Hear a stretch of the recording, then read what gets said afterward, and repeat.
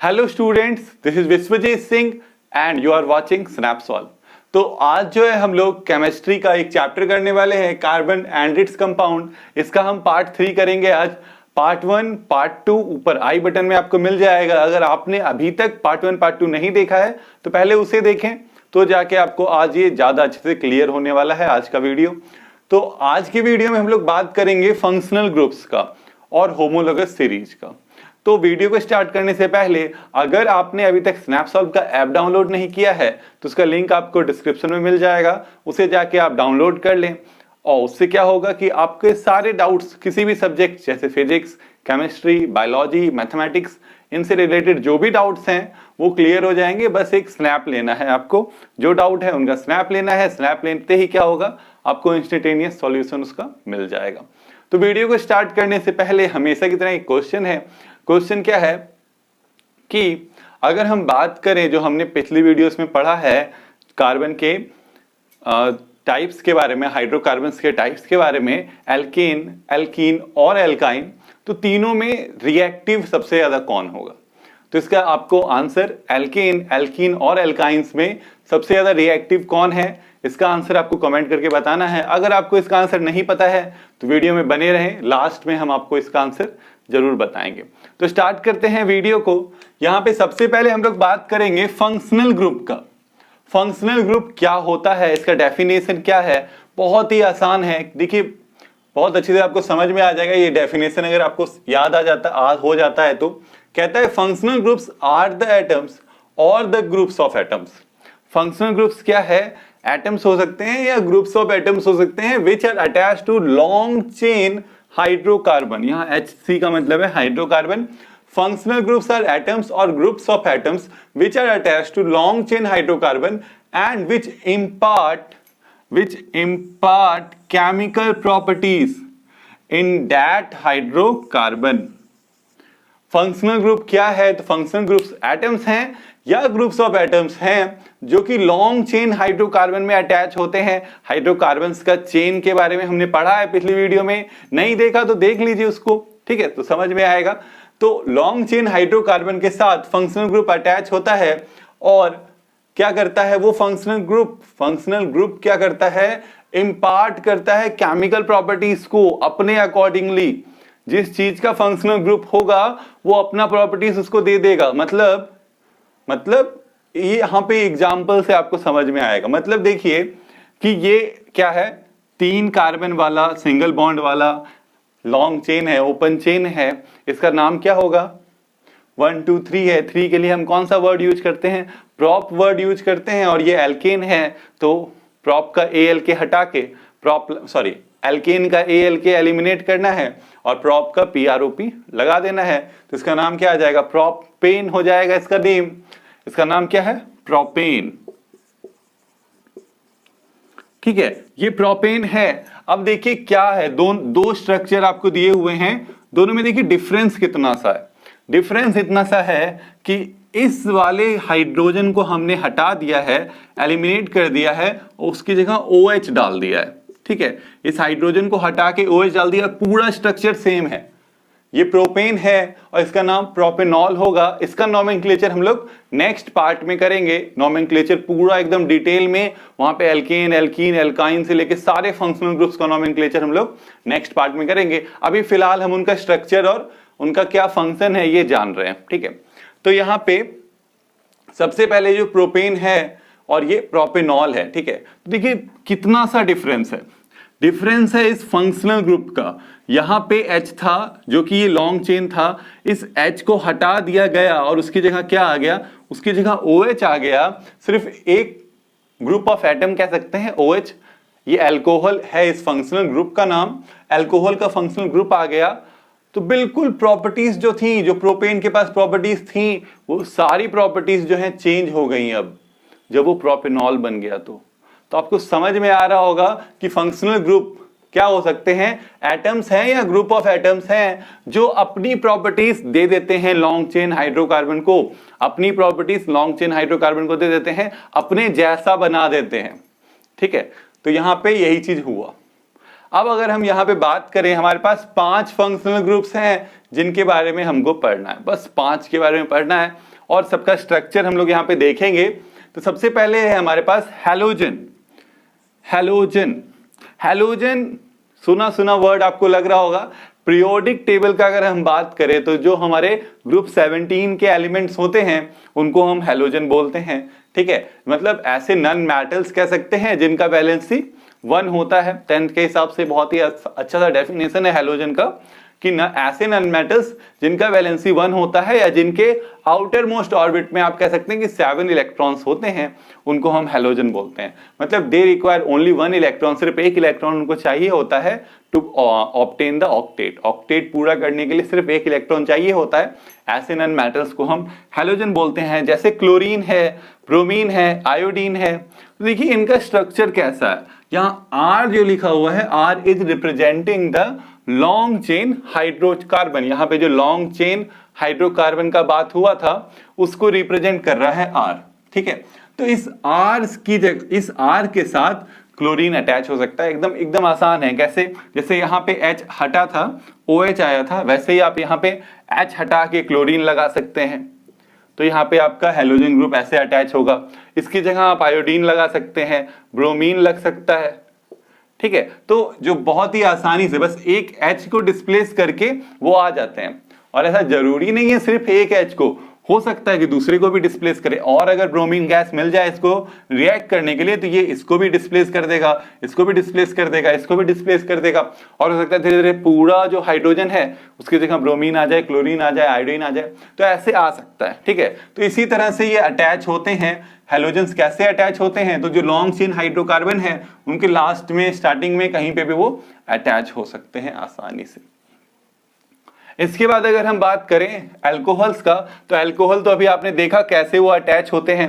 जो long chain है उनके साथ जो है वो अटैच हो जाते हैं। ये कहीं पे भी अटैच हो सकते हैं, किसी भी हाइड्रोजन की जगह अटैच हो सकते हैं। इस बात को आपको याद रखना है।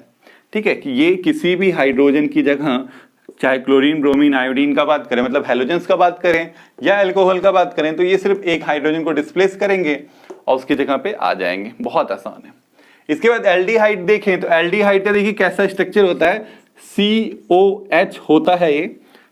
ठीक है, इसका अगर हम फॉर्मूला का बात करें तो COH होता है एल्डिहाइड, और इसका स्ट्रक्चर कुछ ऐसा होता है। ठीक है, इस R को थोड़ी देर के लिए हटा दें तो ये C होता है, इसका एक बॉन्ड खाली होता है, 2 बॉन्ड ऑक्सीजन के साथ, एक हाइड्रोजन के साथ। देख सकते हैं 1 2 3 ही बॉन्ड भरा है, एक खाली है, तो एक खाली किसके साथ ही करेगा, क्या करेगा, एक हाइड्रोजन को ये भी डिस्प्लेस कर देगा, हटा देगा, उसकी जगह पे ये आ जाएगा। बहुत आसान है। ठीक है, बस ये अटैच हो जाता है। यहाँ पे हम लोग स्ट्रक्चर्स पढ़ रहे हैं, इनके नेम्स कैसे लिखना है, कैसे नोमेनक्लेचर करना है, नेक्स्ट पार्ट में हम लोग करेंगे। इसके बाद कैटोन देखिए। कैटोन देखिए, कैटोन में बहुत ही आसान है। देखिए क्या है, CO है उसका स्ट्रक्चर। तो अगर हम इसका स्ट्रक्चर बनाएं तो हमारे पास क्या है, एक O के साथ कार्बन अटैच है, 2 बॉन्ड तो इसने ऑक्सीजन के साथ बना लिया, पर 2 बॉन्ड इसका खाली है ना, यहाँ पे 2 बॉन्ड खाली है। तो अब देखिए क्या है, ये जो CO है आपका, ये किसी लॉन्ग चेन के बीच में आता है। मतलब कि अगर हम इसको यहाँ पे थोड़ा सा मिटा दें, तो जैसे यहाँ पे है, ऐसा है स्ट्रक्चर, मान लीजिए ये H है, ये H है, ये H, सब जगह H है जहाँ पे बॉन्ड खाली है। अब इस जगह पे मान लीजिए CO है। ठीक है, तो ये देखिए ये आपका कैटोन है। ये कहाँ पे आता है, लाई करता है इन बिटवीन में, बीच में लाई करता है।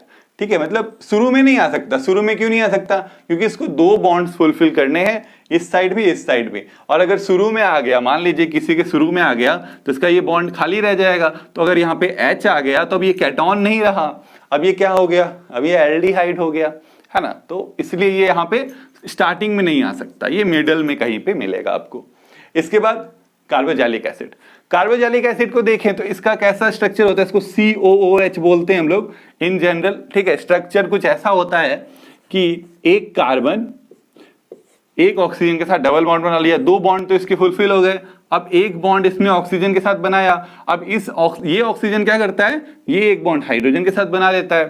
तो यहाँ ऑक्सीजन के भी दोनों बॉन्ड बन गए, हाइड्रोजन का भी एक बॉन्ड बन गया, कार्बन के लेकिन 3 ही बने। तो ये क्या किया, एक बॉन्ड इसका खाली रह जाता है और वही एक बॉन्ड ये क्या अटैच हो जाता है R के साथ। R मतलब लॉन्ग चेन हाइड्रोकार्बन। तो ये भी कहां पे, स्टार्टिंग में लास्ट में अटैच हो सकता है, ठीक है। बट कैटोन जो है वो हमेशा बीच में ही अटैच होगा। तो यहाँ पे हमने स्ट्रक्चर्स किया फंक्शनल ग्रुप्स का। आई होप आपको क्लियर हो जाएगा कि किसको हैलोजन किसको अल्कोहल, कैसे एल्डिहाइड होते हैं, केटॉन्स होते हैं, सब क्लियर हो गया होगा। तो यहाँ पे है होमोलोगस सीरीज। तो होमोलोगस सीरीज क्या होता है? Homologous series is a series of compounds having similar chemical properties and same functional group differ from their successive member by CH2। देखिए होमोलोगस सीरीज क्या है? ऐसा सीरीज है कंपाउंड का जहां पे सिमिलर केमिकल प्रॉपर्टीज होती हैं और सेम फंक्शनल ग्रुप भी होता है उसमें, और उनका जो सक्सेसिव मेंबर है वो कैसा है होता है, वो डिफर करता है CH2 से। नहीं समझ में आ रहा होगा? एग्जाम्पल लेते हैं, बिल्कुल अच्छे से क्लियर हो जाएगा। जैसे हम बात कर रहे थे अभी, मान लीजिए किसी फंक्शनल ग्रुप का ही बात करते हैं, मान लीजिए अल्कोहल, ठीक है। मीथेन था, मान लीजिए ये मीथेन है, ठीक है। इस मीथेन में एक हाइड्रोजन हट गया और उसकी जगह क्या आ गया? अल्कोहल का क्या होता है? OH है फंक्शनल ग्रुप, है ना। तो CH3OH ये हो गया आपका मिथेनॉल, इसको कहते हैं। अगर हम दूसरा इसके बाद वाला देखें, इसके जस्ट बाद वाला, ठीक है, तो वो इथेन है हमारा, है ना, इथेन है C2H6। तो इसका एक हाइड्रोजन हट गया तो क्या हो जाएगा? H5 और इसकी जगह OH आ गया। और एक ले लेते हैं प्रोपेन, C3H8। ये मीथेन था, CH4 था, यहाँ पे O4 का एक H हट गया, यहाँ पे OH आ गया, यहाँ पे C2H5 था, इथेन था, ये प्रोपेन है। ये सब हम लोग पढ़ चुके हैं पिछली वीडियो में, कैसे स्ट्रक्चर बनाना है एल्केन का। अगर आपने वो वीडियो नहीं देखी है तो आप देख सकते हैं, आपको ऊपर आई बटन पे मिल जाएगा उसका लिंक। तो यहाँ पे आपको 7 मिल गया, ये H एक हटा दिया हमने और उसकी जगह क्या आ गया? OH आ गया। 3 काफी है समझने के लिए। देखिए ये अल्कोहल है, तो सबसे पहले देखिए क्या कह रहा है कि series having same chemical properties, similar chemical properties and same functional group. ये दो चीजें सही होनी चाहिए, एकदम होनी चाहिए। सिमिलर केमिकल प्रॉपर्टीज होनी चाहिए। अरे जब सेम फंक्शनल ग्रुप होगा तो प्रॉपर्टीज तो सेम होंगी, क्योंकि अभी हमने पढ़ा कि फंक्शनल ग्रुप ही इंपार्ट करता है properties to the long chain hydrocarbon. Long chain hydrocarbon में जो प्रॉपर्टीज आती हैं वो फंक्शनल ग्रुप से ही आती हैं। तो यहाँ पे जो हमारा ये फंक्शनल ग्रुप है अल्कोहल, तो क्योंकि सब में OH है तो सबका केमिकल प्रॉपर्टीज तो सेम होगा और फंक्शनल ग्रुप तो है ही सेम। इसके बाद बोल रहा है कि CH2 से वो डिफर करेगा, CH2 से डिफर करेगा। देखिए कैसे, यहाँ पे अगर इन दोनों को देखें, दोनों में डिफरेंस देखिए कार्बन का कितना है, 2 कार्बन 1 कार्बन, तो 1 कार्बन का डिफरेंस है। H कितना है? 3 है। यहाँ पे H कितना है? 5 है। 2 H का डिफरेंस है, OH तो सेम ही है, तो CH2 का डिफरेंस होगा। अगर आप फिर इन दोनों में देखें तो देखिए 3 कार्बन 2 कार्बन, 1 कार्बन का डिफरेंस और किसका डिफरेंस है? 2 हाइड्रोजन का डिफरेंस है। तो यहां पे आप समझ सकते हैं, इसी को हम क्या बोलते हैं? होमोलोगस सीरीज बोलते हैं।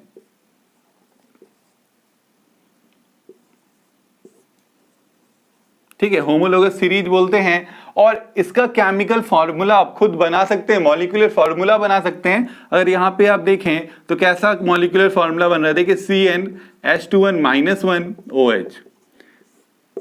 ये क्या है? ये इसका मॉलिक्यूलर फॉर्मूला है, वेयर N क्या है? N is the number of carbon, carbon का ये नंबर है। अगर यहाँ पे 1 डालते हैं तो यहाँ पे देखिए 3 हो जाता है OH, ये आ जाता है। अब N डालते हैं यहाँ पे 2, तो यहाँ पे क्या हो जाता है 5 OH, तो ये आ जाता है। N की जगह 3 डालते हैं तो ये मिल जाएगा। और इस तरह से आप इन होमोलोगस सीरीज का ये क्या हो गया? ये मॉलिक्यूलर फॉर्मूला हो गया। ठीक है, ऐसे ही आप दूसरा कोई एग्जाम्पल ले सकते हैं। ठीक है, जैसे अल्कोहल का हमने लिया तो आप किसी का भी इस तरह से बना सकते हैं। ठीक है, मान लीजिए कि आप एल्केन का ले लेते हैं एग्जाम्पल, सबसे आसान है। एल्केन नहीं, एल्कीन ले लेते हैं, चलिए। ठीक है, एल्कीन का अगर हम बात करें तो सबसे पहले मीथीन तो उसमें होता ही नहीं है, क्योंकि 1 कार्बन, एल्कीन मतलब 2 डबल बॉन्ड होना चाहिए वहां पे, तो डबल बॉन्ड तो 1 कार्बन में पॉसिबल नहीं है। कम से कम 2 कार्बन, 2 कार्बन के लिए कौन सा वर्ड है? इथ वर्ड है। इथवर्ड है और ENE मतलब इथीन का एग्जांपल ले रहे हैं हम लोग। इथीन है 2 कार्बन डबल बॉन्ड, ठीक है, और क्या आएगा 2 हाइड्रोजन आएगा। वैसे ही इथीन के बाद क्या आएगा, प्रोपीन आएगा। तो प्रोपीन में 3 कार्बन है, एक जगह पे डबल बॉन्ड दे दीजिए, तो यहां पे आपका 2 हाइड्रोजन, यहां पे 1, यहां पे 3 दे दीजिए। अब इसका मॉलिक्यूलर फॉर्मूला लिखिए, क्या है ये, C2H4। इसका लिखिए, इसका लिखिएगा तो आएगा C3 1 2 3 4 5 6, है ना, H6 आएगा। अब अगर हम एक और एग्जांपल ले लें, मान लीजिए ब्यूटीन ले लेते हैं। ब्यूटीन लेंगे तो 4 कार्बन हो जाएंगे, तो एक जगह डबल बॉन्ड दे दिया हमने, यहाँ पे H आ गया, यहाँ पे आपका 1 H आया, यहाँ पे 2 आया और यहाँ पे आ गया 3। ठीक है, तो अब देखिए 3 1 4 1 5 1 6 1 7 1 8, तो इसका मॉलिक्यूलर फॉर्मूला क्या हो गया, C4H8। तो अब देखिए डिफरेंस देखिए फिर से, ठीक है, तो ये भी एक होमोलोगस सीरीज है। होमोलोगस सीरीज में बोलता है सेम फंक्शनल ग्रुप, तो यहाँ फंक्शनल ग्रुप कहाँ है, सोचने वाली बात। फंक्शनल ग्रुप है इसका double bond, double bond is the functional group, same है, तीनों में डबल बॉन्ड है, तीनों मतलब सेम फैमिली से बिलोंग करेगा, सेम केमिकल प्रॉपर्टीज होंगी। अब यहाँ पे अगर हम बात करें इसके डिफरेंस का, डिफरेंस देखिए CH2 C2 C3 C2 C3 difference 2 carbon 3 carbon, 1 carbon का डिफरेंस। H कितना है, 4 है, यहाँ 6 है, दोनों को घटाइए, 2 हाइड्रोजन का डिफरेंस, तो CH2 का डिफरेंस। यहाँ पे भी देखिए सक्सेसिव, इसके बाद वाला C के बाद 3 के बाद 4 है, 1 कार्बन, कितना हाइड्रोजन का डिफरेंस, 2 हाइड्रोजन का डिफरेंस। इसी को हम होमोलोगस सीरीज बोलते हैं। अब आसानी से, अब अगर हम इसका मॉलिक्यूलर फॉर्मूला फॉर्म करना चाहें तो आप आसानी से फॉर्म कर सकते हैं, जो है CnH2n, है ना। यहाँ पे where n is the number of carbon, carbon का नंबर है, नंबर ऑफ कार्बन एटम है आप कह सकते हैं। यहाँ पे n जो रखिएगा आपको वो उस ग्रुप का मॉलिक्यूलर फॉर्मूला मिल जाएगा, और आप कितना भी कार्बन रख के वो फॉर्म कर सकते हैं। तो यहाँ पे होमोलोगस सीरीज यही है। आई होप आपको समझ में आ गया होगा। और एक बात है इसमें कि जैसे यहाँ पे CH2 का डिफरेंस है, तो अगर मास का डिफरेंस का बात करें, 2 सक्सेसिव वो उसके बीच में, किसके बीच में, मेंबर्स के बीच में, किस होमोलोगस सीरीज का 2 सक्सेसिव मेंबर्स के बीच में डिफरेंस, अगर मास का बात करें, मॉलिक्यूलर मास का डिफरेंस कितना है, 14U का डिफरेंस है, 14 यूनिट्स का डिफरेंस है। ऐसा क्यों, तो देखिए कितना हम लोग बात कर रहे हैं कि 1 कार्बन 2 हाइड्रोजन का डिफरेंस है। 1 कार्बन का मास कितना, 12, 1 हाइड्रोजन का मास कितना, 1 यूनिट, 2 हाइड्रोजन यानी 2 यूनिट, 12 + 2 14 यूनिट्स, तो 14 यूनिट्स का यहाँ पे डिफरेंस आपको देखने को मिलेगा। तो यही था हमारा होमोलोगस सीरीज। आई होप आपको सब समझ में आ गया होगा। अगर आपको जितने भी डाउट्स थे इस सेशन से, मुझे लगता है सारे खत्म हो गए होंगे। अगर आपको पढ़ाई के समय भी डाउट्स आते हैं तो स्नैपसॉल्व का ऐप डाउनलोड कीजिए, डिस्क्रिप्शन में लिंक है, आसानी से आप डाउनलोड कर सकते हैं। उसमें आपको सिर्फ एक स्नैप लेना है और तुरंत आपको सॉल्यूशन मिलेगा, ठीक है, जो भी आपके डाउट्स होंगे, फिजिक्स, केमिस्ट्री, बायोलॉजी, मैथमेटिक्स, किसी से भी। अब वीडियो को खत्म करने का टाइम है, पर क्वेश्चन बचा हुआ है, उस क्वेश्चन का आंसर देना है जो क्वेश्चन हमने स्टार्टिंग में पूछा था। आपसे पूछा था हमने कि एल्कीन और एल्काइंस में सबसे ज्यादा रिएक्टिव कौन होगा, तो सबसे ज्यादा रिएक्टिव कौन होगा, एल्काइंस होंगे। Alkynes will be the most reactive, क्यों, क्योंकि इनमें ट्रिपल बॉन्ड होता है ना, 3 बॉन्ड है कार्बन कार्बन के बीच में, जो कि कार्बन नहीं रखना चाहता है। वो चाहता है कि जल्दी से मैं ये बॉन्ड तोड़ूं और मैं सिंगल बॉन्ड किसी के साथ बनाऊं, ठीक है, डबल ट्रिपल बॉन्ड पे उसको इंटरेस्ट नहीं है, वो सिंगल बॉन्ड में इंटरेस्ट लगता है। 2 कार्बन के बीच में वो चाहता है कि सिंगल बॉन्ड ही फॉर्म हो ज्यादा, इसलिए वो ट्रिपल बॉन्ड वाला सबसे ज्यादा रिएक्टिव होगा, उससे कम रिएक्टिव होगा डबल बॉन्ड वाला, और सबसे कम रिएक्टिव होगा सिंगल बॉन्ड वाला। ये भी चीज मैंने बताया था पिछली वीडियो में, अच्छे से एक्सप्लेन किया था, ठीक है, तो वो भी आप देख सकते हैं, आई बटन ऊपर है, आराम से देख सकते हैं। इसके बाद ऐसे ही इंटरेस्टिंग अमेजिंग वीडियोस के लिए स्नैपसॉल्व के यूट्यूब चैनल को भी जरूर सब्सक्राइब करें। Thank you.